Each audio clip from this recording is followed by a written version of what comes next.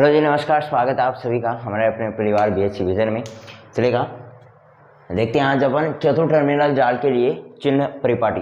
तो सबसे पहले अपन बात करते हैं, जब अपन ने पैरामीटर्स पढ़े, Z पैरामीटर, Y पैरामीटर और H पैरामीटर, उस वक्त अपन ने चिन्ह परिपाटी के बारे में थोड़ा बहुत नॉलेज लिया था कि आने वाली जो अपने नेटवर्क में प्रवेश करने वाली धारा है उसे अपन पॉजिटिव चिन्ह के साथ लेते हैं, और नेटवर्क से बाहर जाने वाली धारा है उसको नेगेटिव चिन्ह के साथ लेते हैं। तो वही चिन्ह परिपाटी रहने वाली है। जैसे मान के चलो ये अपना कोई नेटवर्क है, ये अपना कोई भी नेटवर्क है और ये टू टर्मिनल नेटवर्क है।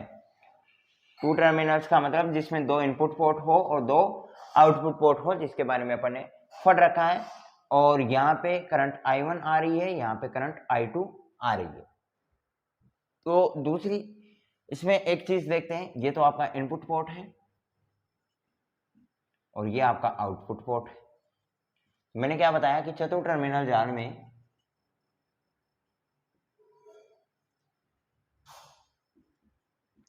आने वाली जो धारा होगी वो तो होगी पॉजिटिव, तथा बाहर निकलने वाली धारा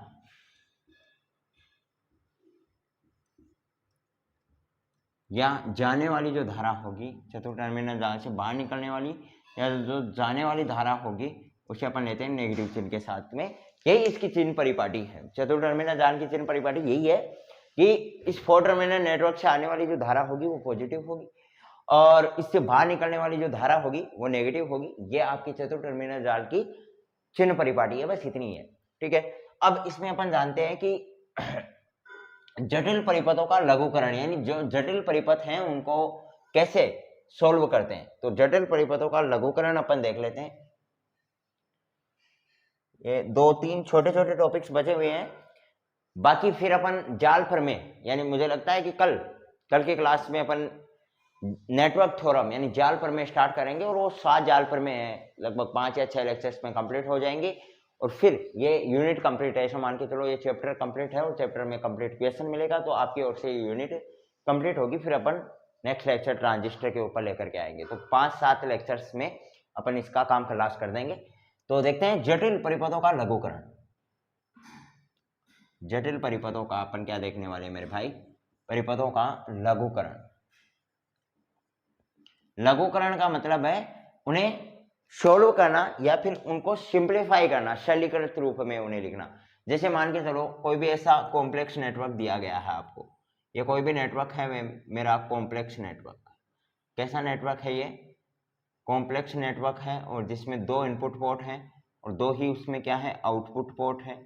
ठीक है, दो इनपुट पोर्ट दिए गए हैं, दो आउटपुट पोर्ट दिए गए हैं, और ये क्या है अपना कोई 4 टर्मिनल नेटवर्क है। ठीक है, चतुर्थ टर्मिनल जाल है, टर्मिनल नेटवर्क है। और इसी कॉम्प्लेक्स नेटवर्क में मैंने एक सर्किट ले लिया, और वो वाला सर्किट, हाँ अपना टी सर्किट, मैं इसी नेटवर्क में एक सर्किट ले लिया, और वो वाला सर्किट कौन सा था, यानी एक नेटवर्क ले लिया। इसी कॉम्प्लेक्स नेटवर्क को मैंने सिंप्लीफाई करके एक टी सर्किट ले लिया, जिसमें भी दो ही इनपुट पोर्ट थे, दो ही आउटपुट पोर्ट थे, और इसको मैंने नाम दे दिया, वो मैंने नाम दे दिया Z1, Z2 और Z3, ऐसा कोई नाम दे दिया। ये भी आपका 4 टर्मिनल नेटवर्क ही है, और इस सर्किट को कहा जाता है, वो टी सर्किट कहा जाता है, क्योंकि अब फिक्स हो गया। यहाँ पे तो कॉम्प्लेक्स फॉर्म में थे भाई। ये कॉम्प्लेक्स नेटवर्क क्यों था? क्योंकि यहाँ पे तो अपन को पता ही नहीं कितने रेजिस्टेंस लगे हुए हैं, कितनी चीजें लगे हुई हैं, कुछ पता ही नहीं है। तो इसलिए अपन ने कह दिया, बोले सिंप्लीफाई है, इसमें तो खिचड़ी बनी हुई है, अब इस खिचड़ी में हमें क्या पता क्या क्या चीजें, तो इसमें तो सिंप्लीफाई नहीं हो रहा, तो अपन ने डायरेक्टली बोल दिया, बोले कॉम्प्लेक्स नेटवर्क है। इसमें तो यार आपको 3 दिखाई पड़ रहा है, सर्किट दिखाई पड़ रहा है, बोले 3 रेजिस्टेंस है। कैसे? टी रूप में देखोगे, टी शेप में तीनों रेजिस्टेंस बने हुए हैं, इसलिए इस सर्किट को क्या कहा जाता है, टी सर्किट कहा जाता है। इसी रूप में एक इसको अपन जो सर्किट है, इसी सर्किट को अपन कुछ ऐसे भी तो मैं बना सकता हूं, पाई सर्किट जिसे अपन बोलते हैं। तो इस सर्किट को कहा जाता है अपना पाई सर्किट। ठीक है, चलो यहाँ पे, या फिर आउटपुट पोर्ट को आप बाहर निकालना चाहो, ये लो, ये आपका 1-1 पोर्ट हो गया, ये 2-2 पोर्ट हो गया, और इसे अपन लेते हैं ZA, ZB और ZC।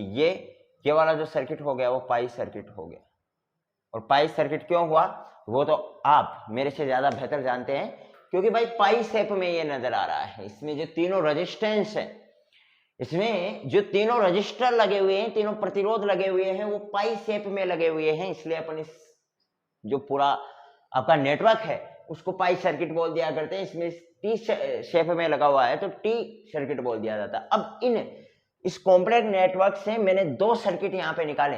कॉम्प्लेक्स नेटवर्क से कितने सर्किट मैंने भाई निकाले, यहाँ से दो सर्किट यहाँ पे निकाले। एक को नाम दिया टी सर्किट, दूसरे को नाम दिया पाई सर्किट।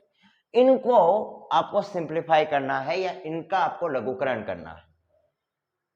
इन सर्किटों का आपको क्या करना है, लघुकरण करना है, या इन तीनों को ही आपको क्या करना है, सिंप्लीफाई करना है। अब सिंप्लीफाई करने के लिए क्या करना है, सुनना ध्यान से। टी सर्किट को अपन स्टार शेप में बदल लेते हैं और फिर उसका सिंप्लीफाई कर लिया जाता है। कैसे, ये जो अब नेटवर्क की शेप में है, नेटवर्क की शेप में तो इनका सिंप्लीफाई कैसे करें, तो इनको नेटवर्क से बाहर निकाल, जैसे इनको नेटवर्क से आप बाहर निकालोगे उलट जाएगा। उलटने का मतलब जो Z3 नीचे था वो सिरा तो वो तो ऊपर चला जाएगा और ये वाले नीचे आ जाएंगे दोनों। तो कुछ इस प्रकार की शेप में ये बाहर आ जाते हैं। तो ये Z3, ये आपका Z1 और ये आपका Z2। अब बताओ ये किस प्रकार का नजर आ रहा है। ये वाला जो सर्किट है वो अब आपको स्टार शेप में नजर आ रहा है, तो इसलिए इस शेप को या इस सर्किट को अपन बोल देते हैं स्टार सर्किट। ठीक है, यानी इस पूरे कॉम्प्लेक्स नेटवर्क में अपन ने दो नेटवर्क निकाले, या अपन बोल सकते हैं कि इस कॉम्प्लेक्स नेटवर्क से दो प्रकार के सर्किट बने। एक आपका टी सर्किट बना, दूसरा आपको पाई सर्किट बना। अपना टॉपिक है जटिल परिपथों का लघुकरण, यानी ये इस प्रकार के जो जटिल परिपथ बने हुए हैं, इस प्रकार के जो सर्किट बने हुए हैं जिनका वैल्यू निकालना आसान नहीं है, इन परिपथों को सिंप्लीफाई करना, इनका लघुकरण करना। तो इनका लघुकरण करने के लिए अपन क्या किया, जो टी शेप में जो सर्किट बना हुआ था, जैसे मैंने इसे बाहर निकाला तो ये उलट करके स्टार शेप में आ गया। अब यहाँ पे किरचॉफ लॉ लग के इसका लघुकरण हो जाएगा, या किरचॉफ लॉ लगाएंगे और इसका वैल्यू आ जाएगा। इसी प्रकार से स्पाइस सर्किट में क्या होगा, इसी प्रकार से स्पाइस सर्किट का आप लघुकरण जब करोगे तो ये पाई सर्किट क्या होगा, घूम के और डेल्टा शेप में बन जाएगा। जैसे जेड है, जेड भी थोड़ा घूम जाएगा, रोटेट कर जाएगा, और देखना ध्यान से, ये इस प्रकार का बन जाएगा, सीधा सीधा बना देते हैं। ये देखो, ये जेड है, ये आ जाएगा जेड बी और ये आ जाएगा जेड सी, और जिसे अपन कहते हैं डेल्टा सर्किट। मेरे भाई बात आपको समझ में आई होगी। मैं क्या बोलना चाह रहा हूं, जटिल परिपथों का अपन लघुकरण करने जा रहे हैं। बहुत ही मोस्ट इंपोर्टेंट चीज है मेरे भाई, ध्यान से सुनना। टी सर्किट को मैंने जब नेटवर्क से बाहर निकाला, टी सर्किट को मैंने क्या किया, जब नेटवर्क से बाहर निकाला तो वो उलट के स्टार सर्किट का रूप ले लेगा। और जब आप स्टार सर्किट को देखोगे तो यार सीधे सीधे देखने से पता चल रहा है, बोले यार इसमें किरचॉफ का लॉ लगेगा, और किरचॉफ करंट लॉ से भी तो यार यहाँ पे तो वैल्यू आ ही जाएगा। अब वो अपन को डिपेंड करता है कि अपना करंट आ रहा है कि जा रहा है, नेगेटिव आएगा कि पॉजिटिव, लेकिन निकाल तो सकते हैं। ठीक इसी प्रकार से जो डेल्टा शेप में बन गया इसी का भी निकाल लेंगे। ठीक है, तो ये आपका जटिल परिपथों का लघुकरण हो गया। अब यहाँ पे एक क्वेश्चन तो ये हो गया, लघुकरण में आपने कॉम्प्लेक्स नेटवर्क को ये सिंप्लीफाई कर दिया। ये आप जरूर लिखना, एक बार मैं दूर हट जाता हूँ, फिर आप इसका स्क्रीनशॉट ले लेना और लिखना जरूर है आपको। और जहां तक हो सके, मेरी स्पीड स्लो ही है तो आप साथ साथ भी जरूर लिखते चले, क्योंकि नोट्स अगर अपन साथ साथ बनाएंगे तो उसका फायदा ज्यादा होगा। बाकी आपकी मर्जी। इसके अलावा एक क्वेश्चन मैं बोल रहा था, एक क्वेश्चन और पूछा जाता है कि एक तो कन्वर्जन, इनमें मोस्ट इंपोर्टेंट चीज वही है कन्वर्जन की। कन्वर्जन किसका, स्टार से डेल्टा का और डेल्टा से स्टार का। ये कन्वर्जन आपको पूछा जाता है कि स्टार को डेल्टा में बदले तो क्या होगा, और जब डेल्टा को अपन स्टार में बदले तो क्या होगा। ये तो मोस्ट इंपोर्टेंट चीज है मेरे भाई। ये तो नेटवर्क को अपन ने सिंप्लीफाई किया है। मैं बोल रहा हूं कि इस स्टार को मैं जब डेल्टा में बदल सकता हूं, क्योंकि यहाँ पे भी तीन ही रेजिस्टेंस काम कर रहे हैं, यहाँ पे भी तीन ही प्रतिरोध लगे हुए हैं, यहाँ पे भी तीन ही प्रतिरोध लगे हुए हैं। क्या पहली बात तो है इनका कन्वर्जन संभव है। क्या मैं स्टार को डेल्टा में बदल सकता हूँ, क्या मैं डेल्टा को स्टार में बदल सकता हूँ, पहली बात तो ये आती है। तो इसका आंसर होगा बिल्कुल हाँ, अपन बदल सकते हैं। तो फिर आता है कि बोले इनका कन्वर्जन किया कैसे जाए। कुछ रूल होगा, कुछ रेगुलेशन होगा, और उसके बेसिस पे ये काम होगा। तो स्टार को डेल्टा में कन्वर्ट करते हैं तब क्या होता है, और जब डेल्टा को स्टार में कन्वर्ट करते हैं तब क्या होगा। तो एक बार आप इसका स्क्रीनशॉट ले लें, फिर अपन देखते हैं। ले लिया भाई, चलेगा। अब देखते हैं पर इनका कन्वर्जन। इनको तो हटा दे रहा हूं मैं, इनकी तो क्या ही जरूरत पड़ेगी, ठीक है। तो स्टार में आपके पास क्या थे भाई, 3 प्रतिरोध थे। स्टार में आपके पास स्टार वाले की बात करूं तो 3 प्रतिरोध थे, Z1, Z2 और Z3। डेल्टा की अगर बात करूं तो उसमें भी 3 ही प्रतिरोध थे, ZA, ZB और ZC। बस ये मोस्ट इंपॉर्टेंट चीज है जो अपन को पता होनी चाहिए। अब अपन देख रहे थे कन्वर्जन, तो पहला कन्वर्जन देख लेता हूं मैं, star to delta conversion, star to delta conversion. मतलब स्टार को आपको किस में कन्वर्ट करना है, डेल्टा में। मेरे भाई सुनना ध्यान से, यहां पे जो कंफ्यूजन की कंडीशन है वो यहां पे बनती है, और वो क्या बनती है, एक बार इन कन्वर्जन को देखो फिर क्या बनती है वो मैं बता दूं। स्टार को आपको डेल्टा में कन्वर्ट करना है, स्टार टू डेल्टा कन्वर्जन, मतलब स्टार को कन्वर्ट करना है डेल्टा में। तो डेल्टा की वैल्यू क्या होगी, तो मेरे भाई डेल्टा यानी स्टार को कन्वर्ट करना है डेल्टा में, तो ZA, ZB, ZC क्या होगी, यही तो होगा ना। तो ZA, ZB, ZC का वैल्यू क्या होगा, ये मोस्ट इंपॉर्टेंट चीज है। तो स्टार टू डेल्टा कन्वर्जन में आपको बताना है ZA, ZB, ZC का वैल्यू। ZA क्या होगा, ZB क्या होगा और ZC क्या होगा जब अपन स्टार सर्किट को बदल रहे हैं डेल्टा में। जब अपन स्टार सर्किट को बदल रहे हैं डेल्टा में, तो कन्वर्जन में इनका वैल्यू क्या चेंजेस आएगा, Z1, ZB, ZA, ZB, ZC में क्या होगा। तो देखो ऊपर वाला वैल्यू सब में सेम रहेगा, Z1, Z2, Z2, Z3 और Z3, Z1, यानी रिसाइकल रूप में चलेगा। ऊपर वाली जो पंक्ति है सब में सेम रहने वाली है, Z1, Z2, Z2, Z3, Z3, Z1, ये तीनों में सेम रहने वाली है, यानी कन्वर्जन बहुत आसान होने वाला है। इसको मैं थोड़ा नीचे लिख लेता हूँ, Z1, Z2, Z2, Z3 और Z3, Z1, तीनों में आप देखोगे तो कन्वर्जन बहुत ही सिंप्लीफाई होने वाला है। ZA, ZB, ZC में तीनों ऊपर की अंश वाली वैल्यू सेम ही आएगी, और क्या आएंगी आपको ये ध्यान रख लेना है, स्टार टू डेल्टा कन्वर्जन कर रहे हो, मतलब जब ZA, ZB, ZC का वैल्यू आप निकाल रहे हो, यहाँ पे आप वैल्यू कैलकुलेट कर रहे हो मेरे भाई, तो सुनना ध्यान से, तीनों को आपको रिसाइकिल रूप में लेना है, तीनों को एक साथ लेकर के चलना है। एक बार Z1 का Z2 के साथ, फिर Z2 का Z3 के साथ, फिर Z3 का Z1, यानी 1 2 3 1, ऐसे 1 2 3 1, यानी ये रिसाइकिल रूम में, यानी ये 1 है ये 2 है, तो 1 से 2 जाना है, 2 से 3 जाना है और 3 से 1 जाना है, यानी 1 2 कॉम्बिनेशन, 2 3 कॉम्बिनेशन, 3 1 कॉम्बिनेशन, ये 3 कॉम्बिनेशन यहाँ पे आने वाले हैं। तो पहला कॉम्बिनेशन तो ये हो गया। अब हर में क्या करना है, हर में ध्यान देना, हर में क्या करना है, हर में ध्यान देना। 1 2 3 अपन आगे की तरफ चल रहे, 1 का 2 के साथ, 2 का 3 के साथ, 3 का 1 के साथ, ऐसा ही तो कॉम्बिनेशन अपन कर रहे हैं। तो ए का मतलब पहला, भाई ये स्टार की बात है, मैं डेल्टा में बात करूं तो ZA का मतलब पहला रजिस्टर, यानी यहाँ पे Z1 है वहां पे Z है, यही तो बात है भाई। जहां पे Z1 है वहां पे डेल्टा में ZA है, जहां पे यहाँ पे स्टार में Z2 है वहां पे ZB है, और Z3 है वहां पे ZC है।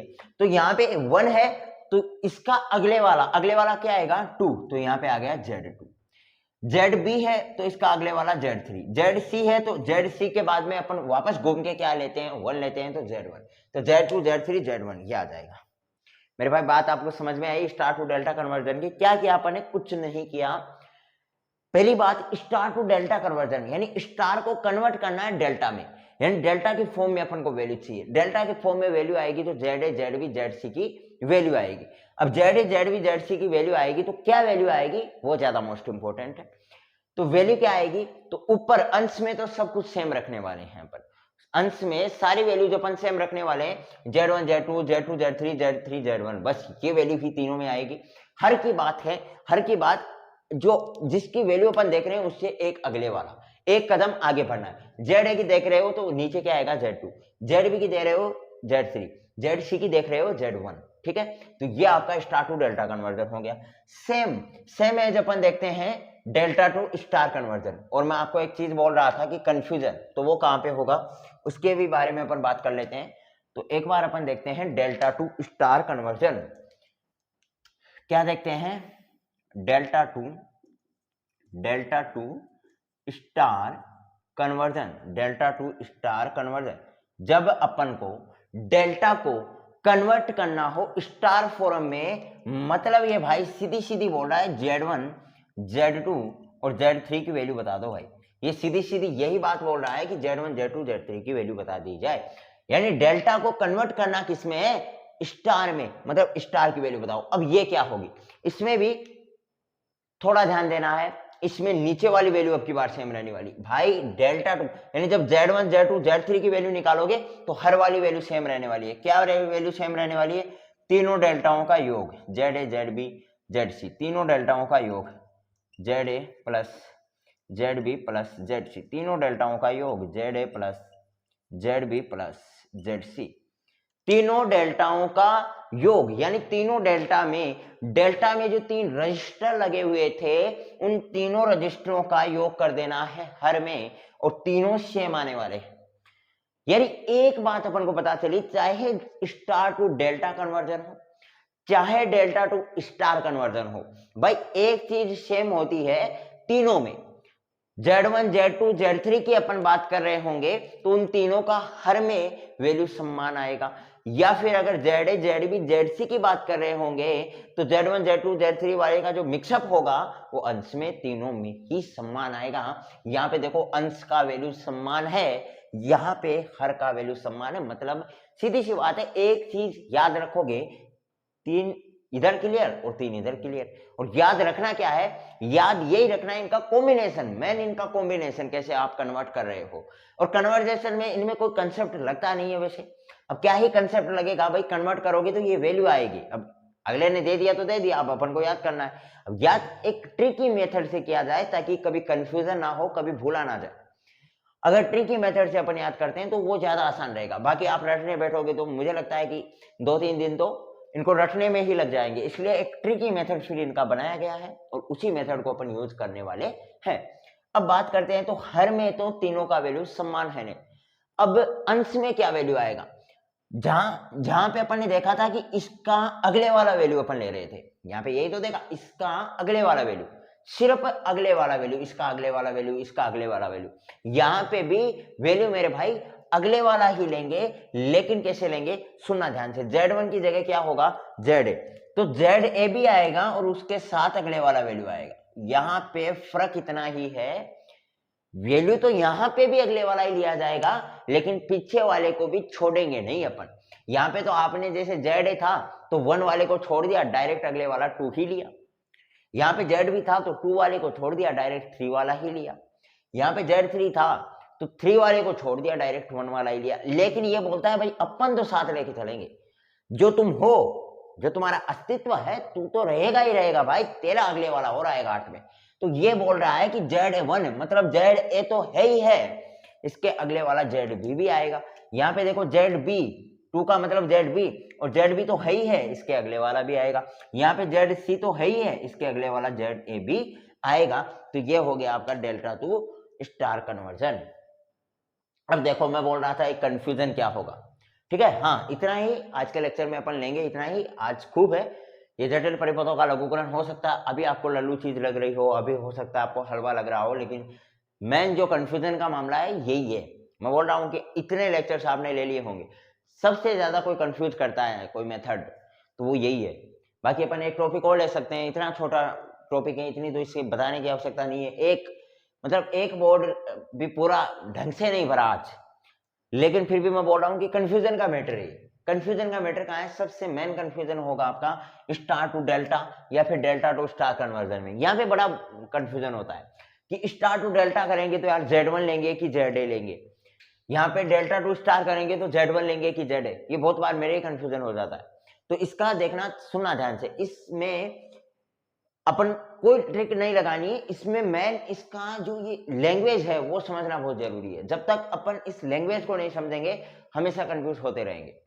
देखो ये बोल रहा है स्टार टू डेल्टा कन्वर्जन, मतलब स्टार को किस में करना है, डेल्टा में कन्वर्ट करना है। यही तो बोल रहा है स्टार टू डेल्टा कन्वर्जन, यानी स्टार को किस में करना है, यानी स्टार का कन्वर्जन करना है डेल्टा में। तो कन्वर्जन होगा किसका, स्टार का, यानी वैल्यू किसकी चाहिए, डेल्टा की। अभी यहाँ पे हमें लगता है कि यार स्टार टू डेल्टा कन्वर्जन है, मतलब वैल्यू अपन को स्टार की चाहिए, डेल्टा में तो कन्वर्ट करना है नहीं भाई, डेल्टा कन्वर्जन करना है स्टार का, ठीक है। स्टार टू डेल्टा कन्वर्जन का मतलब है कन्वर्जन अपना स्टार का होगा, डेल्टा में कैसे होगा वो ये होगा। फिर ये बोला है डेल्टा टू स्टार कन्वर्जन, यानी डेल्टा को कन्वर्ट करना है किसमें, स्टार में, तो स्टार में डेल्टा का वैल्यू क्या आएगा, ये होगा। तो इनके शब्दों के ऊपर अपन को जाना है और बाकी सब कुछ आसान है, और वैसे कोई कंफ्यूजन इनमें है नहीं। जैसे आप 2-3 बार तो आपको देखना पड़ेगा, 2-3 बार आपको इन चीजों को एक बार रफ में आपको खुद जब आप लिखोगे, खुद इनको निकालोगे, हो सकता है 1-2 बार कंफ्यूजन होगा, और ये स्वाभाविक नेचर है, ह्यूमन नेचर है, होना भी चाहिए। तो 1-2 बार कंफ्यूज होगा, लेकिन जैसे आप 2-3 बार इनको एक बार रफ में खुद से रिवाइज कर लोगे, खुद से इनकी राइटिंग करोगे, रीडिंग करोगे, तो अपने आप क्लियर हो जाएंगे, ठीक है। वैसे जटिल परिपथों का लघुकरण थोड़ा कंफ्यूजन की दृष्टि से अपन बोल सकते हैं कि थोड़ा बहुत टफ पड़ता है, बाकी वैसे बहुत आसान है क्या इसमें कुछ भी तो नहीं। हाँ, यहाँ से कोई क्वेश्चन बनता है, क्या बनता है, वो सब कुछ अपन जानेंगे, और आने वाले लेक्चर्स में अपन बात भी करेंगे, बाकी जो सीरीजें चलाएंगे उनमें बात कर लेंगे। अभी अपन इस लेक्चर को यहीं पे खत्म करते हैं, मिलते हैं नेक्स्ट लेक्चर में। तब तक के लिए हंसते रहेगा, मुस्कुराते रहेगा, अपनी फिजिक्स को दमदार बनाने का प्रयास करते रहेगा। Bye bye, have a nice day.